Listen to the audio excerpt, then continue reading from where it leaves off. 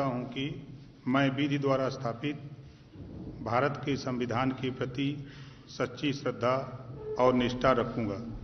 मैं भारत की प्रभुता और अखंडता अक्षुण्ण रखूंगा।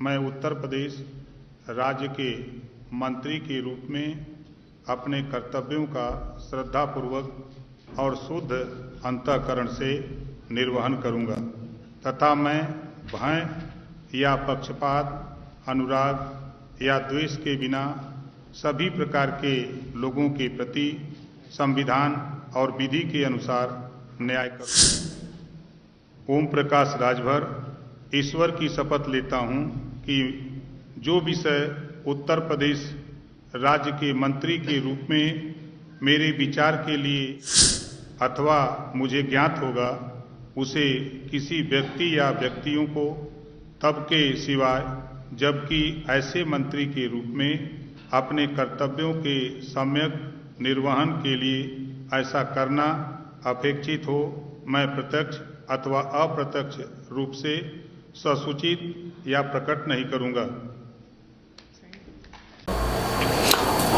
पियरका चाचा जिंदाबाद जिंदाबाद जिंदाबाद। पियरका चाचा ऐसे ही भोगते रहे, खूब भोगते रहे और भोगते भोगते बन गए शेर। अब ये मत समझिएगा कि ये मैं कह रहा हूँ, उनके विपक्ष कहते थे कि जिंदगी में ये मंत्री नहीं बन पाएगा और आज ये मंत्री बन गए। मंत्री बनने पर आपको ढेर सारी जोश एक्सप्रेस पूरे फैमिली के तरफ से आपको बधाई। हमारे उत्तर प्रदेश में अब तक क्या होता है कि 52 मंत्री थे, जिसमें 4 मंत्री और बढ़ गए हैं, तो आप समझ लीजिए 6 मंत्री मतलब 56 मंत्री हो गए। जिसमें क्या होता है कि ओम प्रकाश राजभर, दारा सिंह चौहान, अनिल कुमार और सुनील कुमार शर्मा ने कल का शपथ ले लिया है। अब ये तो रही इन लोगों 4 लोग जो मंत्री मंडल में विस्तार हुए, तो 4 लोगों की जनसंख्या बढ़ी।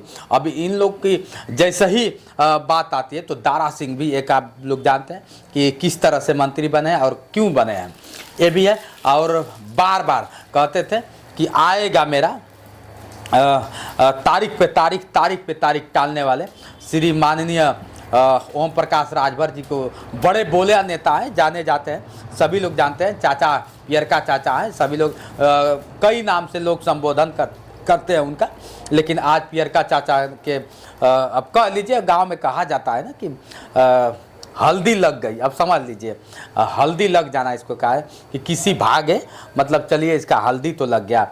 अब हल्दी लग गया, कुछ लोग कमेंट कर रहे हैं, विपक्ष वाले कह रहे हैं कि बाप मंत्री बन गया, बेटा सांसद बन जाएगा और एक बेटा एमएलसी बन जाएगा।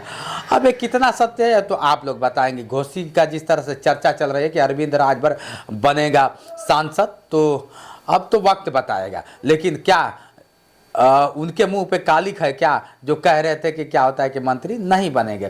तरह तरह की बातें थी। हम भैया पत्रकार हैं और पत्रकारिता करते रहेंगे और मंत्री जी मिलेंगे तो एक बार फिर उनसे सवालात होगा कि मंत्री बनने पे आप उत्तर प्रदेश की जिस तरह से सफल आपने वीडियो देखा कि शपथ ले रहे हैं कि मैं शपथ लेता हूँ और ईश्वर को साक्षी मानता हूँ। शपथ में जानते हैं जिस तरह से हमारे राज्यपाल द्वारा इनको शपथ होता है और शपथ में पूरा होते हैं और इनके समर्थक दबा के पटाखा फोड़ते हैं, दिवाली और होली की तरह मतलब जश्न मनाते हैं। मित्रों, कहीं ना कहीं चाचा का दिमाग में था कि हमें मंत्री बनना है और कुछ राजभरों का सवाल था कि जिस दिन हमारे राजभर ओम प्रकाश राजभर जी मंत्री बनेंगे तो क्या लगता है कि राजभरों को SC ST में शामिल करवा पाएंगे या फिर राजभरों की राजनीति जिस तरह से करते हैं राजभर को सफलता दिला पाएंगे या नहीं। कुछ लोगों का कहना है कि ये तो कह रहे थे कि क्या होता है कि जैसे ही मंत्री बनने का आएगा तो हम पहले कहेंगे कि हमारे राजभरों को SC ST में शामिल करवाइए, हमारे क्या होता है कि गरीबी उत्तर प्रदेश से दूर करिए, उसके बाद ही मैं शपथ लूँगा। लेकिन ऐसा कुछ नहीं हुआ। भैया किसको चारा नहीं काटता है, सबको चारा शोभा देता है।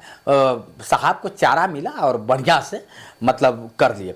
हाँ, ये रहा इनकी बातें। और क्या लगता है कि मंत्रिमंडल और मंत्री बनने के बाद अब तो कुछ दिन के बाद चुनाव आने वाला है, मंत्री बनने के बाद अपने समाज को या फिर उत्तर प्रदेश में कुछ अलग कर पाएंगे। हालांकि अब तो कैबिनेट मंत्री बन गए, कितनी सच्चाई है कमेंट करके बताइएगा। लेकिन हाँ, चलते चलते मैं आपसे पूछना चाहूँगा कि जिस समाज को लेकर मंत्री बने, वो समाज क्या संतुष्ट है या नहीं संतुष्ट है? आप लोग कमेंट करके बताइएगा। जिस समाज लोग कहता है, कुछ इन्हीं के समाज के लोग कहते हैं कि हमें मोहरा बनाता है और सिर्फ बाप बेटा मिलके मलाई चाटता है, मलाई खाता है, तो ये कितनी सच्चाई है अब तो वक्त बताएगा। आज के लिए इतना ही। मैं हूँ जितेंद्र और आप देख रहे थे जोश एक्सप्रेस। नमस्कार।